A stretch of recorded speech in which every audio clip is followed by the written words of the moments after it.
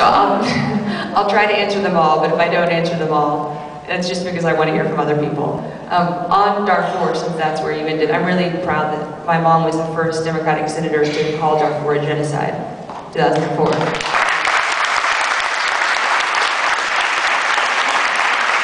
And she's worked with Congressman Governor and others on securing additional bilateral funding from the United States to the African Union, so that the African Union troops are adequately equipped to intervene against the Janjaweed when necessary and otherwise try to help protect the people who have been displaced and damaged by the tragedy there. She's also supported NATO-provided no-fly zones and has continued to speak out about Darfur and encourage the president to engage in more vigorous diplomacy.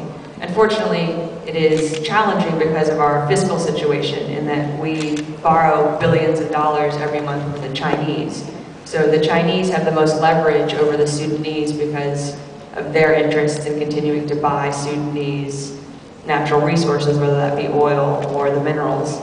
And we unfortunately don't have credible leverage over the Chinese because of our current fiscal standing.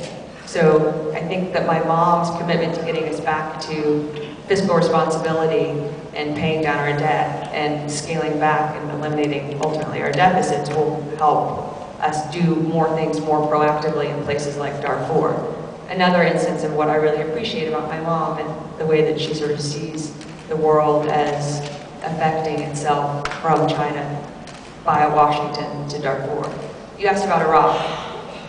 The congressman mentioned that he is confident, my mom would end the war and bring our troops home. What she has said is that she wishes we could end the war today. She wishes that on her first day after she was sworn in, she could end the war. But, as you also heard, ending the war is complicated. We have not only 100,000 troops there, we have more than 100,000 civilians. And one group that she's the only candidate I've heard on either side of the aisle talk about consistently. We have more than 3,000 Iraqis who sided with us.